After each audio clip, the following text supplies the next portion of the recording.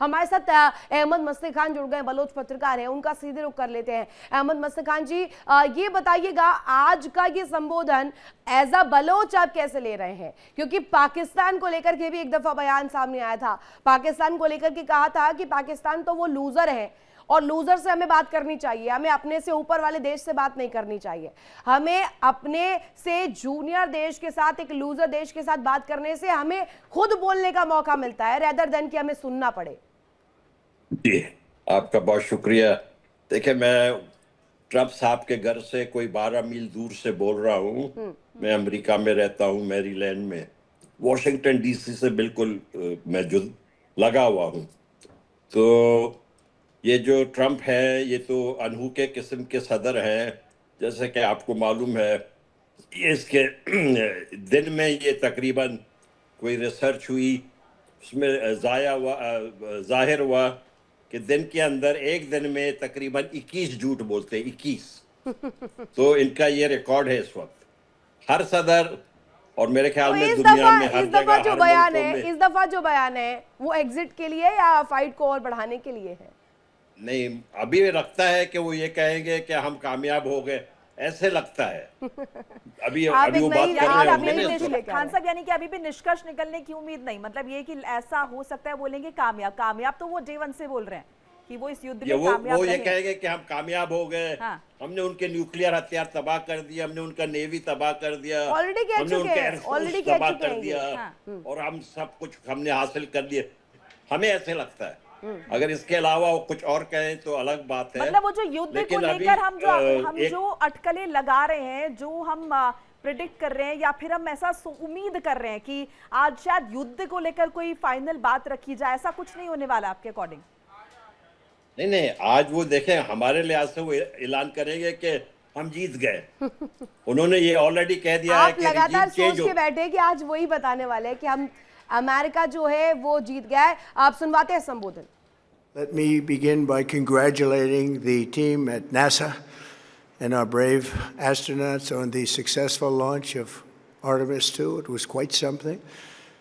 It will be traveling further than any manned rocket has ever flown and will very substantially pass the moon, go around it, and come back home from a distance that has never been done before. It's amazing.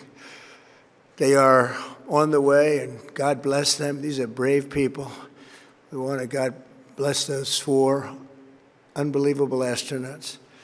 As we speak this evening, it's been just 1 month since the United States military began Operation Epic Fury, targeting the world's #1 state sponsor of terror, Iran. In these past 4 weeks, our armed forces have delivered swift, decisive, overwhelming victories on the battlefield, victories like few people have ever seen before. Tonight, Iran's Navy is gone. Their Air Force is in ruins. Their leaders, most of them terrorist regime they led, are now dead. Their command and control of the Islamic Revolutionary Guard Corps is being decimated as we speak. Their ability to launch missiles and drones is dramatically curtailed, and their weapons, factories, and rocket launchers are being blown to pieces. Very few of them left. Never in the history of warfare has an enemy suffered such clear and devastating large-scale losses in a matter of weeks. Our enemies are losing in America, as it has been for 5 years under my presidency, is winning, and now winning bigger than ever before. Before discussing this current situation, I also want to thank our troops for the masterful job they did in taking the country of Venezuela in a matter of minutes. That hit was quick, lethal, violent, and respected by everyone all over the world. After rebuilding our military during my first term, we have by far the strongest military anywhere in the world, and now we're working. We don't have to be there. We don't need their oil. We don't need anything they have, but we're there to help our allies. Tonight, I want to provide an update on the tremendous progress our warriors have made in Iran and discuss why Operation Epic Fury is necessary for the safety of America and the security of the free world. From the very first day I announced my campaign for president in 2015, I have vowed that I would never allow Iran to have a nuclear weapon. This fanatical regime has been chanting death to America, death to Israel for 47 years. Their proxies were behind the murder of 241 Americans in the Marine barracks bombing in Beirut, the slaughter of hundreds of our service members with roadside bombs. They were involved in the attack on the USS Cole, and they carried out the countless other heinous acts, including the just horrible, bloody atrocities of October 7th in Israel, something that most people have never seen anything like it. This murderous regime also recently killed 45,000 of their own people who were protesting in Iran. 45,000 dead. For these terrorists to have nuclear weapons would be an intolerable threat. The most violent and thuggish regime on earth would be free to carry out their campaigns of terror, coercion, conquest, and mass murder from behind a nuclear shield. I will never let that happen, and neither should any of our past presidents. This situation has been going on for 47 years and should have been handled long before I arrived in office. I did many things during my 2 terms in office to stop the quest for nuclear weapons by Iran first, and perhaps most importantly, I killed General Qasem Soleimani in my first term. He was an evil genius, brilliant person, a horrible human being, however, the father of the roadside bomb, and he lived just horrible what he did. Iran would have been perhaps in far better, stronger position. Had he lived, we would have had probably a different conversation tonight. But you know what? We'd still be winning and winning big. And then, very importantly, I terminated Barack Hussein Obama's Iran nuclear deal, a disaster. Obama gave them $1.7 billion in cash, green cash. Took it out of banks from Virginia, D.C., and Maryland, all the cash they had. He flew it by airplanes in an attempt to buy their respect and loyalty, but it didn't work. They laughed at our president and went on with their mission to have a nuclear bomb. His Iran deal would have led to a colossal arsenal of massive nuclear weapons for Iran, and they would have had them years ago, and they would have used them. It would have been a different world. There would have been no Middle East and no Israel right now, in my opinion, the opinion of a lot of great experts, had I not terminated that terrible deal. And I was so honored to do it. I was so proud to do it. It was so bad right from the beginning. Essentially, I did what no other president was willing to do. They made mistakes, and I am correcting them. My first preference was always the path of diplomacy, yet the regime continued their relentless quest for nuclear weapons and rejected every attempt at an agreement. For this reason, in June, I ordered a strike on Iran's key nuclear facilities, an Operation Midnight Hammer. Nobody's ever seen anything like it. Those beautiful B-2 bombers performed magnificently. We totally obliterated those nuclear sites. The regime then sought to rebuild their nuclear program at a totally different location, making clear they had no intention of abandoning their pursuit of nuclear weapons. They were also rapidly building a vast stockpile of conventional ballistic missiles and would soon have had missiles that could reach the American homeland, Europe, and virtually any other place on earth. Iran's strategy was so obvious. They wanted to produce as many missiles as possible, and they did, with the longest range possible. And they had some weapons that nobody believed they had. We just learned that out. We took them out. We took them all out so that no one would really dare stop them. And their race for a nuclear bomb, a nuclear weapon like nobody's ever seen before. They were right at the doorstep. For years, everyone has said that Iran cannot have nuclear weapons, but in the end, those are just words if you're not willing to take action when the time comes. As I stated in my announcement of Operation Epic Fury, our objectives are very simple and clear. We are systematically dismantling the regime's ability to threaten America or project power outside of their borders. That means eliminating Iran's Navy, which is now absolutely destroyed, hurting their Air Force and their missile program at levels never seen before, and annihilating their defense industrial base. We've done all of it. Their Navy is gone. Their Air Force is gone. Their missiles are just about used up or beaten. Taken together, these actions will cripple Iran military, crush their ability to support terrorist proxies, and deny them the ability to build a nuclear bomb. Our armed forces have been extraordinary. There's never been anything like it militarily. Everyone is talking about it, and tonight I'm pleased to say that these core strategic objectives are nearing completion. As we celebrate this progress, we think especially of the 13 American warriors who have laid down their lives in this fight to prevent our children from ever having to face a nuclear Iran. Twice this past month, I've traveled to Dover Air Force Base, and it's been something. I wanted to be with those heroes as they return to American soil, and I was with them and their families, their parents, their wives, their husbands. We salute them, and now we must honor them by completing the mission for which they gave their lives. And every single one of the people, their loved ones said, "Please, sir, please finish the job," every one of them. And we are going to finish the job, and we're going to finish it very fast. We're getting very close. I want to thank our allies in the Middle East, Israel, Saudi Arabia, Qatar, the UAE, Kuwait, and Bahrain. They've been great, and we will not let them get hurt or fail in any way, shape, or form.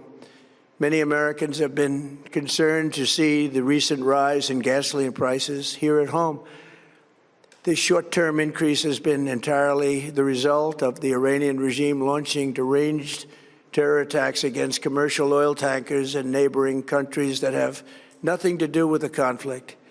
This is yet more proof that Iran can never be trusted with nuclear weapons. They will use them, and they will use them quickly. It would lead to decades of extortion, economic pain, and instability worse than we can ever imagine. The United States has never been better prepared economically to confront this threat. You all know that. We built the strongest economy in history. We're going through it right now, the strongest in history. In 1 year, we've taken a dead and crippled country. I hate to say that, but we were a dead and crippled country after the last administration and made it the hottest country anywhere in the world by far, with no inflation, record-setting investments coming into the United States, over $18 trillion, and the highest stock market ever, with 53 all-time record highs in just 1 year. It all positioned us to get rid of a cancer that has long simmered. It's known as the nuclear Iran, and they didn't know what was coming. They've never imagined it. Remember, because of our Drill Baby Drill program, America has plenty of gas. We have so much gas. Under my leadership, we are #1 producer of oil and gas on the planet, without even discussing the millions of barrels that we're getting from Venezuela. Because of the Trump administration's policies, we produce more oil and gas than Saudi Arabia and Russia combined. Think of that, Saudi Arabia and Russia combined. And that number will soon be substantially higher than that. There's no country like us anywhere in the world, and we're in great shape for the future. The United States imports almost no oil through the Hormuz Strait and won't be taking any in the future. We don't need it. We haven't needed it, and we don't need it.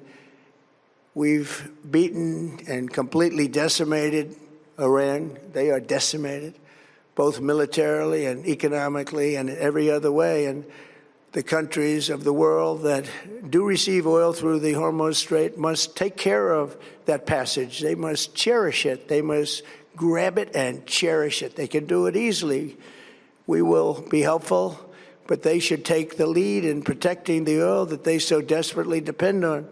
So to those countries that can't get fuel, many of which refuse to get involved in the decapitation of Iran, we had to do it ourselves. I have a suggestion. Number one, buy oil from the United States of America. We have plenty. We have so much. And number two, build up some delayed courage. Should have done it before. Should have done it with us, as we asked. Go to the Strait and just take it, protect it, use it for yourselves. Iran has been essentially decimated. The hard part is done, so it should be easy. And in any event, when this conflict is over, the Strait will open up naturally. It'll just open up naturally. They're going to want to be able to sell oil because that's all they have to try and rebuild. It will resume the flowing, and the gas prices will rapidly come back down. Stock prices will rapidly go back up. They haven't come down very much, frankly. They came down a little bit, but they've had some very good days over the last couple of days.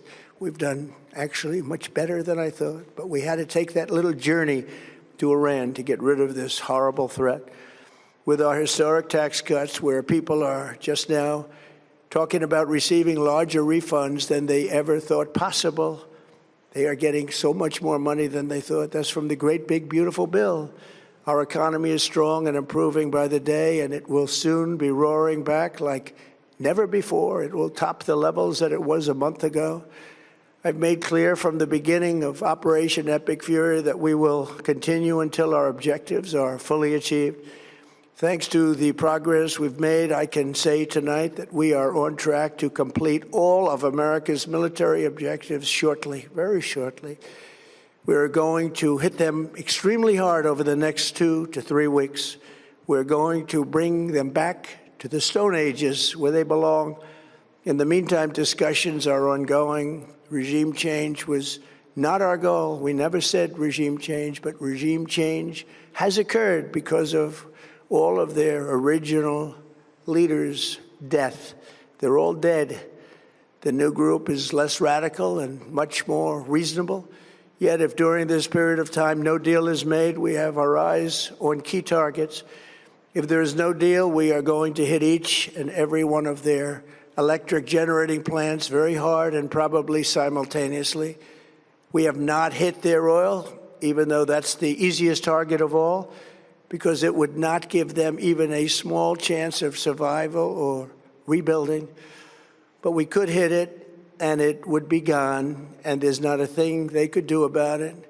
They have no anti-aircraft equipment. Their radar is 100% annihilated. We are unstoppable as a military force.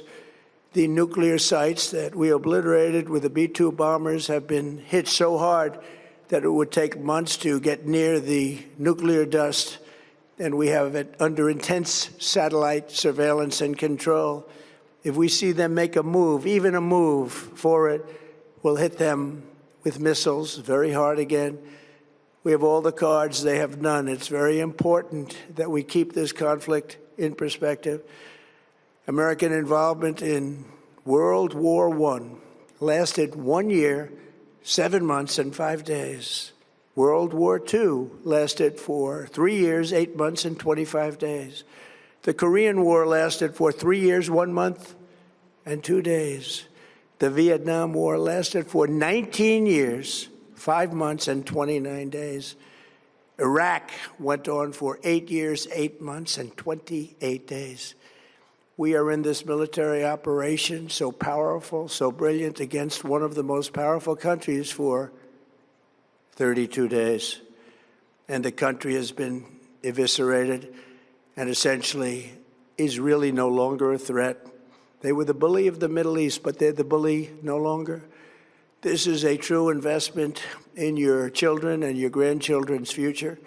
The whole world is watching, and they can't leave the power, strength, and brilliance. They just can't believe what they're seeing. They leave it to your imagination, but they can't believe what they're seeing, the brilliance of the United States military.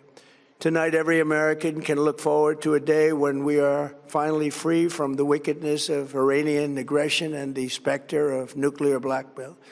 Because of the actions we have taken, we are on the cusp of ending Iran's sinister threat to America and the world. And I'll tell you, the world is watching. And when we do, when it's all over, the United States will be safer, stronger, more prosperous, and greater than it has ever been before. May God bless the men and women of the United States Armed Forces, and may God bless the United States of America. Thank you very much and good night.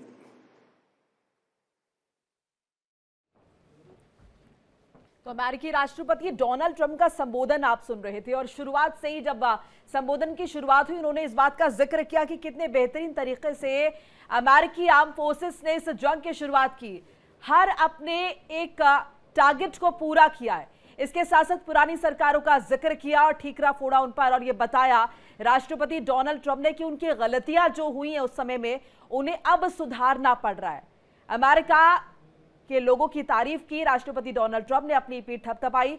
इसके साथ साथ उन्होंने जो तमाम खाड़ी देश हैं उनका भी जिक्र किया, उनका भी धन्यवाद किया और कहा कि वो भी सहयोगी देश रहे हैं। इसके अलावा लगातार वो ईरान का जिक्र करते हुए नजर आए और ये कहते हुए नजर आए कि ईरान के खात खून से सने हुए हैं, ईरान की सत्ता अपने देश के जो लोग हैं उनके खून की जिम्मेदार है। इसके साथ साथ कितने अमेरिकी लोग हैं जिनके अगर हम देखें खून के की जिम्मेदार जो है वो राष्ट्रपति डोनाल्ड ट्रंप है। हमारे साथ कुछ खास मेहमान जो हैं जुड़ रहे हैं और कुछ हमारे साथ पहले से मौजूद है। हमारे साथ पूर्णिमा नाथ हैं जो कि भू राजनीतिक विश्लेषक हैं, अमेरिका से हमारे साथ जुड़ रहे हैं। आपका बहुत बहुत स्वागत है।